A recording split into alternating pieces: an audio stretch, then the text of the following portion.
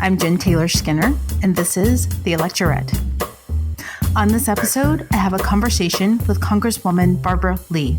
Isn't that nice? Last fall, I had a chance to sit down with Congresswoman Barbara Lee at a conference in San Francisco. I actually spoke to several people on the same day, but I really wanted to isolate this conversation because, the wisdom that she imparted to me on that day, it really stayed with me. This conversation happened before the midterm elections. She had some thoughts about that and what we needed to do to win.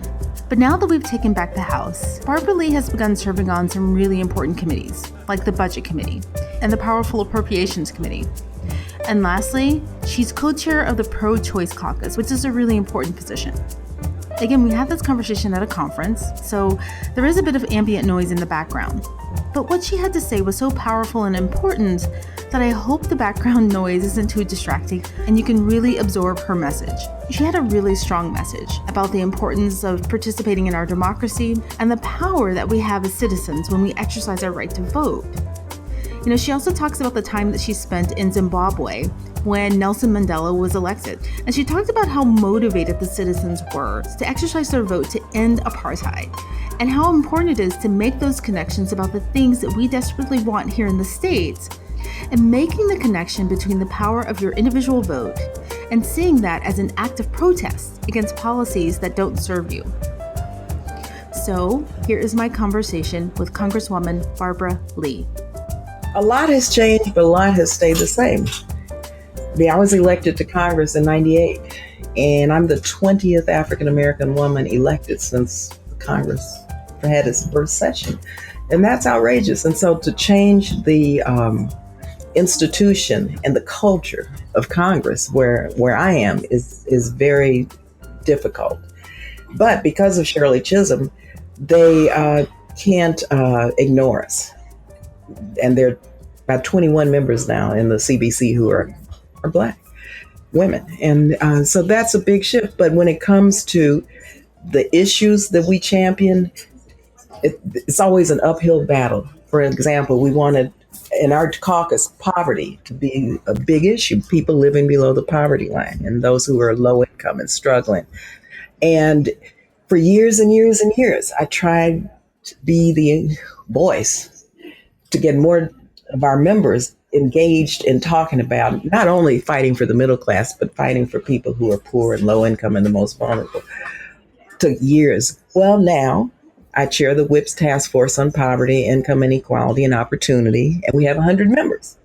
But it took a heck of a lot. And so while a lot has changed, it still takes a lot to break through as an African-American woman.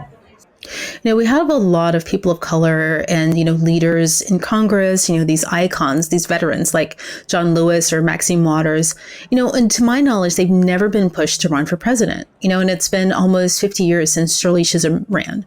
Right. And I just wonder, why? Why have these very serious, very committed, passionate politicians, passionate leaders never been pushed to run for president, even in modern times? I think a lot of it has to do with the history of this country. The vestiges of the Middle Passage and slavery are still with us. And when you look at just look at the gaps right now in terms of employment, in terms of healthcare, in terms of mass incarceration rates. Look at the issues around affordable housing and income gaps. African Americans in general have fought from day one for parity and for justice. And so this is a long-term fight. And oftentimes the majority, they want things done the old way. And they're still locked into thinking the old ways. And, there are moves now to take us back to the days of Jim Crow. And so we're constantly, Black women especially, playing defense and offense. We're trying to stop them from eroding the gains that we've made. And we're fighting for progress and for equality and for justice. So we're doing it all at the same time. Voter suppression, I feel like it's something that we're constantly battling, right? It's persistent, but when I think about the determination of those citizens on the Edmund Pettus Bridge, back in Selma, they were determined. They were determined to not be defeated. And I think about now, a lot of things have changed. I just feel like we're not doing a good job of conveying to people that their right to vote is vital.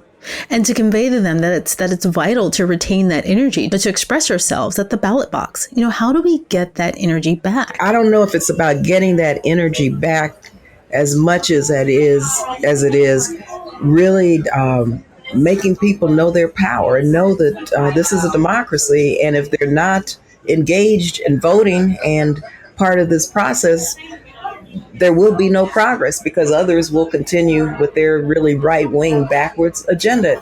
I was an observer in the elections in South Africa when President Mandela was elected.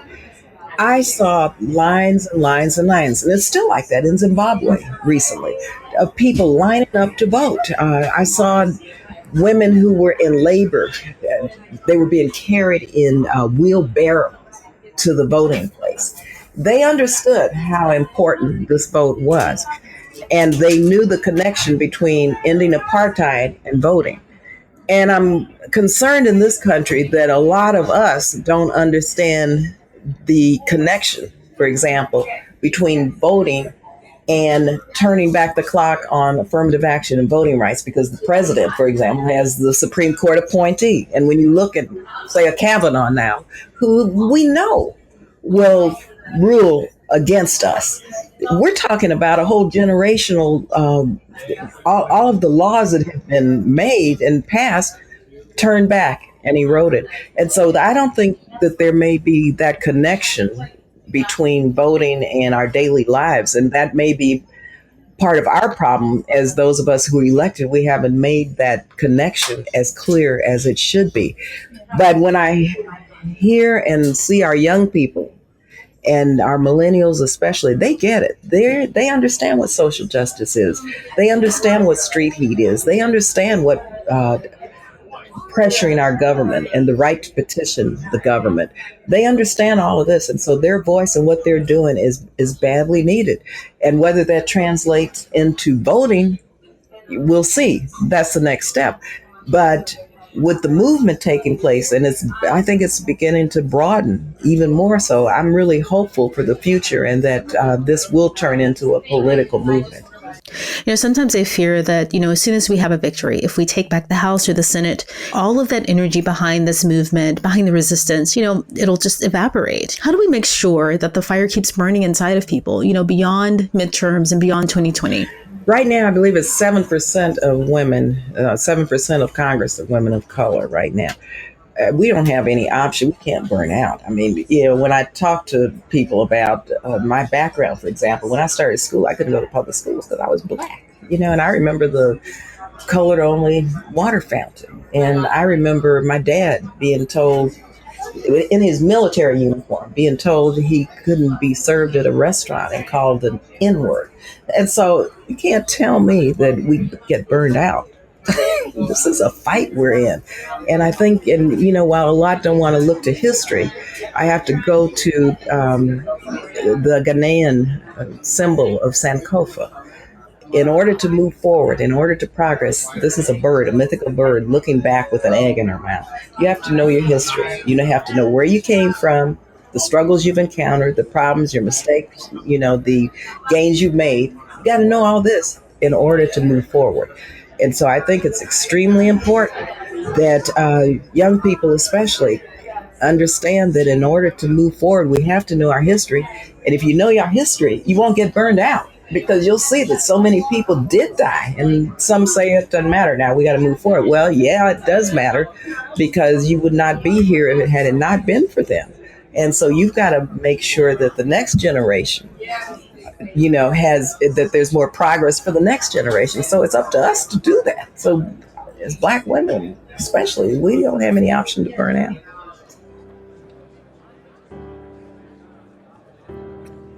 Thank you so much for listening. If you enjoyed this episode, please leave a review on iTunes and subscribe, of course. And please tell your friends about the Electorette so that they can subscribe. And until next time, keep up the good fight.